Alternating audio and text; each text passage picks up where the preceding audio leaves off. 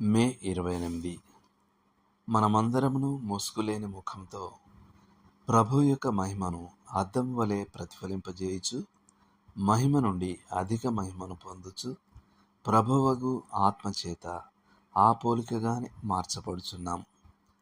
కొరింథీలకు రాసిన 2వ పత్రిక 3వ అధ్యాయము 18వ వచనం. మనం దేనిని ఆరాధిస్తామో దాని వలనే మారతామని బైబిల్ బోధిస్తుంది. ఆ ముఖ్యమైన అంతర్దృష్టి నేటి వాక్య భాగంలో కనిపిస్తుంది.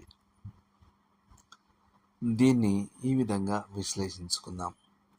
మనమందరమును అనగా నిజమైన విశ్వాసులందరం ముసుగులేని ముఖముతో అనగా పాపం మన ముఖాలకు ప్రభువుకు మధ్య ఒక తెరను కలగజేస్తుంది. కానీ మనం పాపాన్ని ఒప్పుకొని విడిచిపెట్టినప్పుడు మనకు ముసుగులేని ముఖం ఉంటుంది.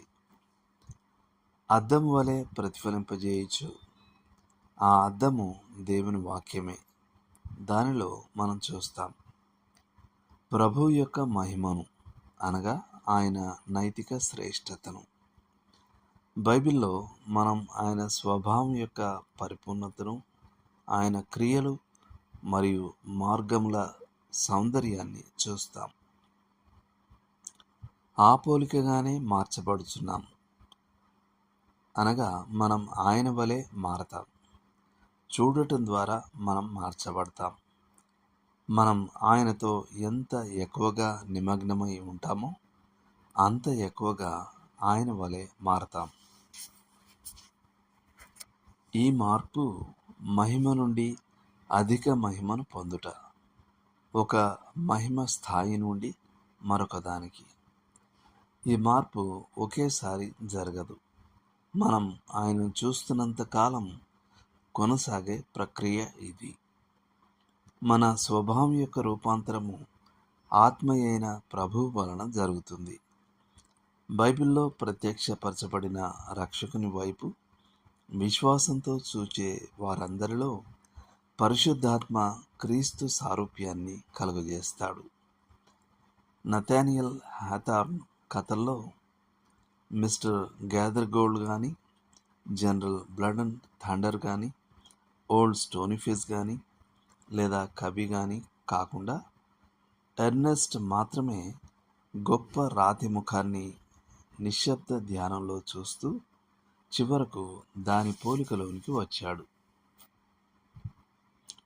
ఒక వ్యక్తి ప్రతిరోజు ఓ బౌద్ధ దేవాలయానికి వెళ్ళి కాళ్ళు వెడల్పుగా చేసి చేతులు కట్టుకొని కూర్చొని ఆ పచ్చని విగ్రహం వైపు చూస్తూ ఉండేవాడని నేను ఒకసారి విన్నాను.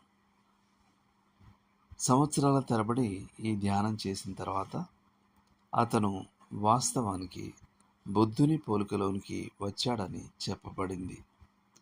అది నిజమో కాదో నాకు తెలియదు.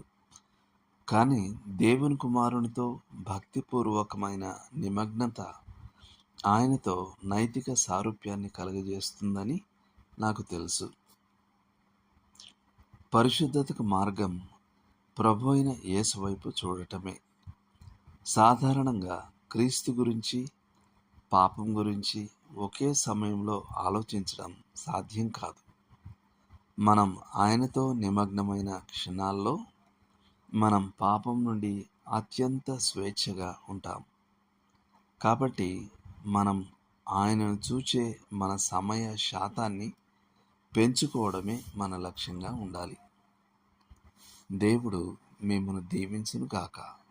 ఆమేన్.